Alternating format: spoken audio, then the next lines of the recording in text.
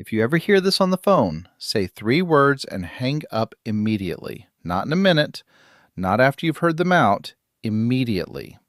Your phone rings, you answer. The voice on the other end says a certain phrase.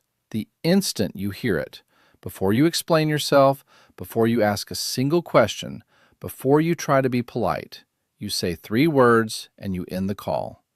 The 3 words are simply, I am hanging up. You say them clearly, calmly, and then the line goes dead. Today I'm going to teach you the 7 red flag phrases that should trigger those 3 words every single time. Learn to recognize them and act the second you hear them, and you'll shut the door on the overwhelming majority of phone scams hitting Americans right now. These aren't rare or obscure tricks. These are the exact words criminals are using today to drain billions of dollars out of ordinary people every year. And the people losing that money are not careless and they are not foolish. They're sharp, careful people who simply never knew what to listen for. One phrase, one moment of hesitation, and a lifetime of savings can start moving out the door. After this video, that will never be you. Phrase 1. Can you hear me?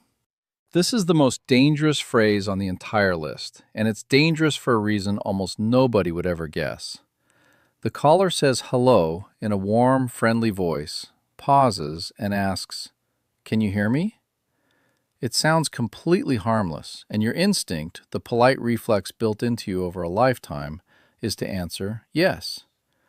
That yes is the entire reason they called. Here's what happens next. They record you saying it. Now they hold an audio clip of your own voice saying the word yes. Then they drop that recording into a completely different setting. When a company later calls to verify a transaction and asks, "Do you approve this charge?" they play your recorded yes as though it were your live answer. Your voice, your yes, used to authorize something you never agreed to. That same clip can be used to build false authorization records that are brutally hard to dispute, because your voice is right there on the tape. So the moment you hear, "Can you hear me?" you say those 3 words and hang up. You do not answer. Not yes, not no, not anything. Because any word you give them can be sliced out and reused against you. A legitimate caller never opens this way. They lead with, "Hello, this is Sarah from Dr. Johnson's office, calling to confirm your appointment tomorrow." The "Can you hear me?" opening is a trap, and now you'll never fall into it. Phrase 2. This is your final notice. This is your final notice before legal action. Final warning. Last chance to respond. These phrases are engineered to do one thing, and they do it terrifyingly well. They make you panic. A panicked person doesn't think. A panicked person doesn't pause to verify who's calling. A panicked person does whatever the voice asks next, and that's exactly the state they need you in. Here's the truth that kills the panic stone dead. Real companies and real government institutions do not deliver final notices over the phone. The IRS sends certified mail. Social Security sends official letters. Your bank sends written notices. There is no legitimate organization in the United States that hands you a final legal notice through a surprise phone call. Zero. None. So when you hear final notice on an incoming call, you already know everything you need to know. 3 words. Hang up. Phrase 3. Your Social Security number has been suspended. This one is built to frighten you to your core. Your Social Security number, the number tied to your identity, your benefits, your entire financial life, has been suspended due to suspicious activity. Law enforcement may already be involved. The clock is ticking. Scammers lean on this phrase precisely because most people don't know that. But now you hold absolute certainty. The instant you hear it, you are 100% sure it's a scam, because what they're describing is flat out impossible. 3 words. Hang up immediately. Phrase 4. Don't hang up or you'll be arrested. This is the escalation. The scammer can feel you slipping away, so they reach for the heaviest weapon they've got. Raw fear of law enforcement. If you hang up, a warrant will be issued. Police are already on their way to your home. These lines are designed to freeze you solid, to make ending the call feel like a crime in itself. Real law enforcement does not operate like this, ever. Arrest warrants come through official judicial processes, not announced over a cold call. A threat barked over the phone is not documentation. It's a scam tactic, plain and simple. The moment you hear "don't hang up or you'll be arrested," 3 words, hang up. Then call your local police directly, using a number you looked up yourself, never a number the caller gave you. Phrase 5. Press 1 to speak with an agent. This one comes riding in on a robocall. A recorded voice, smooth, polished, urgent. A problem with your account. A suspicious charge. All you have to do is press 1. The instant you press that button, one of 2 things happens, and both are bad. Either you're handed to a live scammer who will spend the next several minutes prying every piece of personal and financial information out of you, or you're routed to a premium rate line that quietly starts charging you by the minute. Neither outcome is an accident. Both are the design. The recorded voice is the bait. Pressing 1 is the trap snapping shut. When you hear "press 1," you hang up without pressing anything. And don't press 2 to remove yourself from the list either. All that does is confirm your number is live and bring you more calls. Phrase 6. We need to verify your information. The caller sounds official. Your bank, your insurer, Medicare.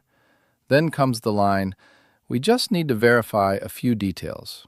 Your social security number, the last 4 digits of your card, your date of birth, and mother's maiden name." They wrap it in the language of safety. They make it sound like they called to help you. Here is the simple truth that exposes every last version of this call. Real companies that already hold your account do not need to call you to collect your information. They already have it. Your bank knows your account number. Medicare has your date of birth. They have no reason on earth to make you read it back over an incoming call. The only kind of organization that needs your information over the phone is one that doesn't already have it. And an organization that doesn't have it is not the company they're pretending to be. Hang up. Call the real organization yourself on a number you found independently. Phrase 7. You've won a prize, but first. The excitement hits immediately. Congratulations! You've won $5,000, a vacation, a gift card. And then come the words that give everything away. But first. But first, we need your bank account number. But first, a small $99 processing fee. But first, verify your identity. Real prizes never require you to pay anything up front. Real lotteries, real contests, real sweepstakes do not ask the winner to pay a fee before collecting. If you genuinely won something, it arrives. You don't have to buy it loose from a stranger on the phone. The instant you hear "but first," followed by any request for money or personal details, 3 words, hang up. The golden rule, the 3-second test. Now let me hand you the one rule that ties all 7 phrases into a single reflex. I call it the 3-second test. When you pick up a call from a number you don't recognize, you listen to the first 3 seconds only. A robotic voice. Can you hear me? An instruction to press a number. Final notice. Any flash of urgency or threat. If even one of those appears, the call is over. 3 words. Hang up. You do not wait for more context. You do not give them a chance to explain. The contrast makes it crystal clear. A scammer opens with, "Can you hear me?" or "This is your final notice." A real caller opens with, "Hi, this is Sarah from Dr. Johnson's office, calling to confirm your appointment tomorrow at 2 p.m. Real callers name themselves in the first sentence. They tell you why they're calling right away. They don't manufacture urgency. They don't threaten you for ending the call. Let me tell you about William. He's 73, lives in Michigan, sharp, careful, and cautious in nearly every corner of his life. But one afternoon, his phone rang. "This is the Social Security Administration. Your number has been suspended due to suspicious activity linked to a criminal investigation. Press 1 to speak with an officer immediately." The old William might have pressed 1. He might have stayed on the line, heart pounding, scrambling to save his number, his benefits, his security. But his grandson had drilled it into him. SSN suspended. Red flag. So William said the 3 words, "I'm hanging up," and he ended the call. Then he searched the number online and found it buried under hundreds of victim reports. One simple rule, applied at exactly the right second, stood between William and thousands of dollars gone and his identity in a stranger's hands. The 7 phrases locked in, "Can you hear me? Hang up. This is your final notice. Hang up. Your social security number has been suspended. Hang up. Don't hang up or you'll be arrested. Hang up. Press 1 to speak with an agent. Hang up. We need to verify your information. Hang up. You've won a prize, but first, hang up. You now know something that could protect you, or someone you love, from losing everything to a single phone call. Think right now of one person in your life, a parent, a grandparent, a neighbor who gets a lot of calls. Share this with them today, not later, right now, before you close this tab. That share might be the single most important thing you do for someone you care about all week.